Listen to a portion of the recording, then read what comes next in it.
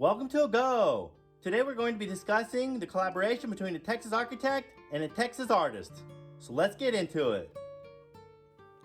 While Beaumont and Martha Mood started making pierced, carved, and glazed light fixtures back in the early 1960s in their basement under the business name Beaumont Mood Lighting, the story starts decades earlier. Born in 1914 in Amarillo, Texas, Beaumont was a young professional photographer in Dallas and also served in World War II as a sergeant in Okinawa and Saipan, while Martha was born in Oakland, California in 1908 after her parents had immigrated from Germany. Her life experiences led her to become an artist, photographer, and a teacher, as well as earning her bachelor's degree in 1931 from Berkeley of California. While working on a series of pictorial books in Honolulu during the 1940s, she met Beau on the island working for a division of the Army, and soon later they married and moved to Dallas. A year after making the move, Martha began taking ceramic lessons and in time developed a distinct style of pottery. In 1952, Beaumont and Martha Mood relocated to San Antonio, where Martha became a school teacher and her work was noticed by Texas architect O'Neill Ford. So who was O'Neill Ford, and how did they come to work together? O'Neill was known as controversial, paradoxical, and contradictory, and rubbed shoulders with the likes of Eero Saarinen and Buckminster Fuller, and was greatly influenced by Frank Lloyd Wright, as well as German vernacular architecture in Texas, where he merged modern construction methods with indigenous architecture and design aesthetics, taking into account the surrounding landscape. Ford is the only architect to date that has been declared a National Historic Landmark in 1974 by the National Council on the Arts.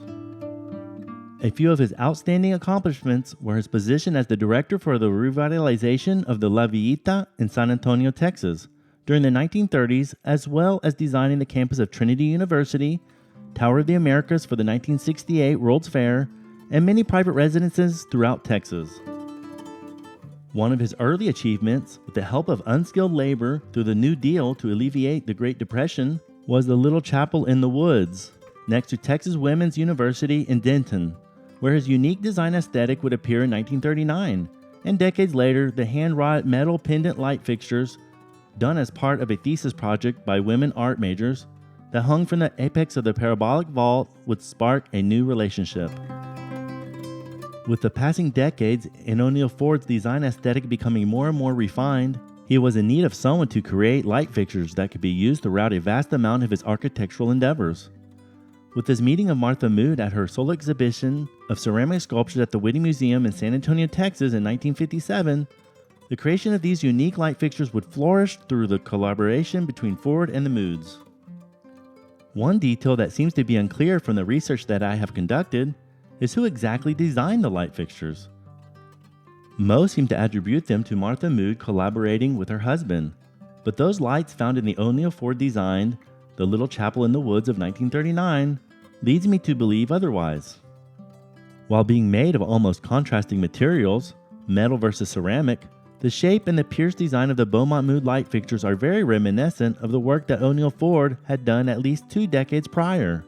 One source states that Beaumont and Martha Mood worked for O'Neill Ford, while to me it appears that what we have is a true collaboration between a visionary architect and a skilled artist, ceramicist, that was successful at taking an idea and coming up with a solution that to this day are timeless works of functional art.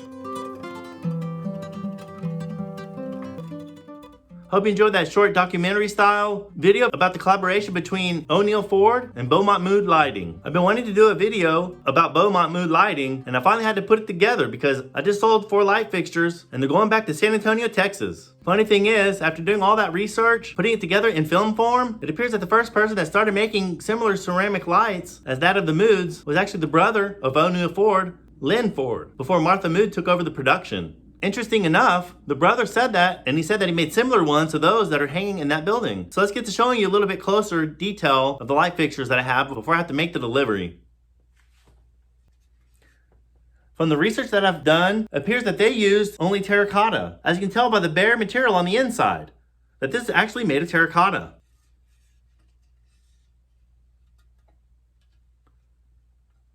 I really like how these just hang on the wall. All you do is put hooks on the wall and hang these right over them, over the light fixture that's already installed. The cool thing about these, they can hang them on the wall without any light fixtures behind them, even though you will not be able to enjoy them at night with the light going through the piercings. I actually do have one more light fixture that I'll be keeping. It's not for sale. And it's this one. It's got the same style, but it's made differently on the back with the light attached to it, as you can see. And this is not made out of terracotta. And being that supposedly there are copies that were made in the time, this might be one of those copies. And I don't know if there's really a way to tell if it's legitimate or not. I'd have to do more research and see if there's even any knowledge out there that would verify this is actually legitimate. So at the end of the day, it appears that there's a lot more to learn about Beaumont Mood lighting. If you enjoyed this content, please subscribe to the channel and share it with your friends and family. Please like this video and hit the bell notification so you'll be notified of all future videos. Thanks for stopping by, and we'll catch you next time.